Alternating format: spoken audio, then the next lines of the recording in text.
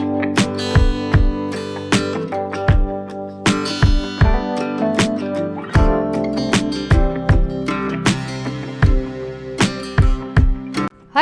Cooking crazy ચેનલમાં તમારું સ્વાગત છે। આજે બનાવીશું આપણે ફુદીનાનું શરબત। તો ચલો એકદમ ઠંડુ આ શરબત છે એ ગરમીના દિવસોમાં ઘરે બનાવવું એકદમ આસાન છે। તો રેસીપી શરૂ કરીએ અને રેસીપી પસંદ આવે તો વિડીયોને લાઇક અને ચેનલને સબસ્ક્રાઇબ કરવાનું ના ભૂલતા।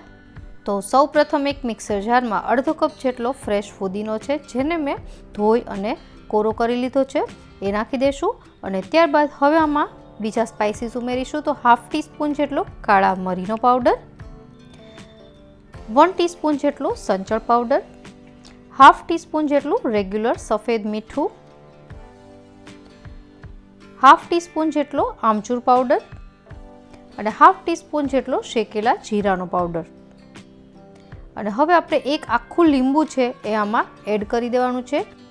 લીંબુ અને ફુદીનો બંનેની તાસીર એકદમ ઠંડી હોય છે અને આ શરબતમાં લીંબુ અને ફુદીના એ બંનેનું પ્રમાણ છે આગળ પડતું લેવાનું।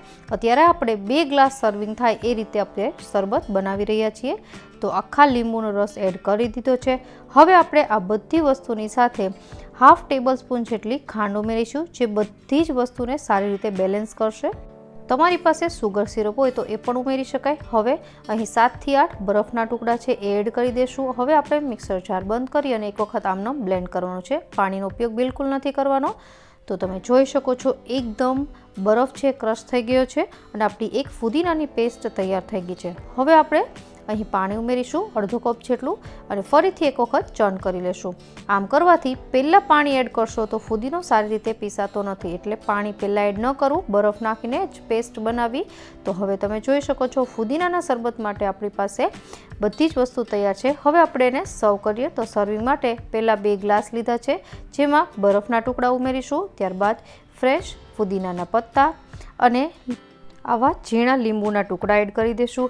હવે આપણે જે લિક્વિડ પેસ્ટ બનાવી છે ફુદીનાની એ અડધો ગ્લાસ જેટલી ભરવાની છે, આખો ગ્લાસ ન ભરવો। અને હવે નોર્મલ ગોળાનું પાણી પણ તમે લઈ શકો, એ આખો ગ્લાસ ભરાય એવી રીતે એડ કરી દેવાનું છે અને એક વખત ચમચીની મદદથી મિક્સ કરી દઈશું। તો આપણું આ ફુદીનાનું એકદમ ઠંડુ શરબત તૈયાર છે અને કોઈ પણ ફૂડ કલર વગર તમે ગ્રીન કલર એનો જોઈ શકો છો। તો આશા રાખું કે તમને આ રેસીપી જરૂરથી પસંદ આવી હશે। મળીએ નવી રેસીપી સાથે, ત્યાં સુધી બાય બાય।